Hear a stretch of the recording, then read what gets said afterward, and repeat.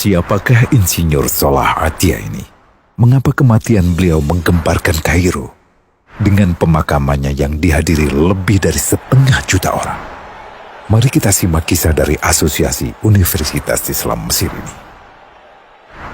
Al-Kisah dari kampung kecil bernama Tafahna al-Ashraf, distrik Middle Ghamir, provinsi Dakohlia, Mesir, ada 9 orang sarjana miskin lulusan Fakultas Pertanian.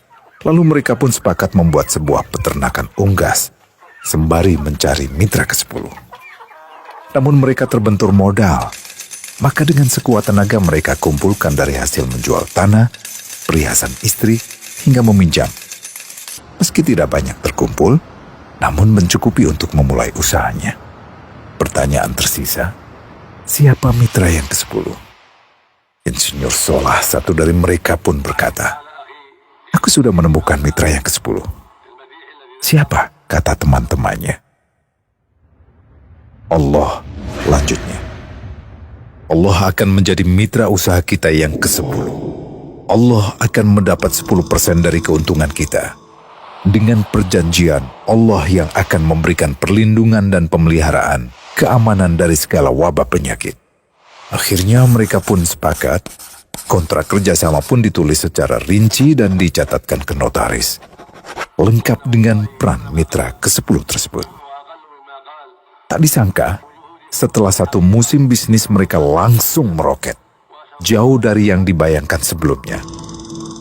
Lalu mereka pun kembali bersepakat menambah jatah keuntungan mitra ke-10 menjadi 20% di musim kedua, dan begitu seterusnya hingga mencapai 50%.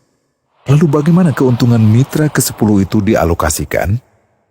Dimulai dengan membangun sekolah dasar Islam putra, lalu lanjut putri, kemudian sekolah menengah putra, kemudian putri. Tambah lagi madrasah aliyah putra, lalu putri. Tapi karena keuntungan terus membanjir, akhirnya dibentuklah Baitul Mal. Dan mereka pun mengajukan ke pemerintah untuk membangun universitas di kampung. Awalnya ditolak dengan alasan tiadanya akses bagi para mahasiswa. Tak berapa lama mereka pun mengajukan pembangunan universitas lengkap dengan stasiun kereta beserta jalurnya dengan biaya mandiri.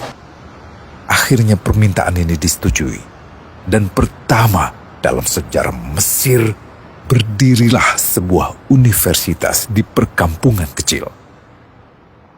Semakin berkembang, dibangun pula fakultas kedua, ketiga, keempat hingga asrama putri dengan kapasitas 600 kamar. Lalu asrama putra dengan 1.000 kamar. Tiket kereta api pun digratiskan untuk memudahkan transportasi menuju kampung tersebut. Tak cukup hanya itu, dibangun Baitul Mal berikutnya hingga hilang kemiskinan di daerah tersebut.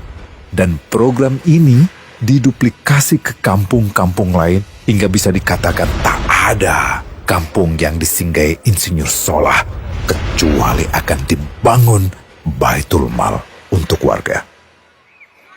Bantuan pun diberikan untuk fakir miskin dan para janda. Pemuda pengangguran pun dilatih untuk mengelola perkebunan sayur hingga mandiri, bahkan sampai bisa mengekspor ke negara tetangga. Pada saat panen raya, seluruh penduduk dikirimi paket sayur.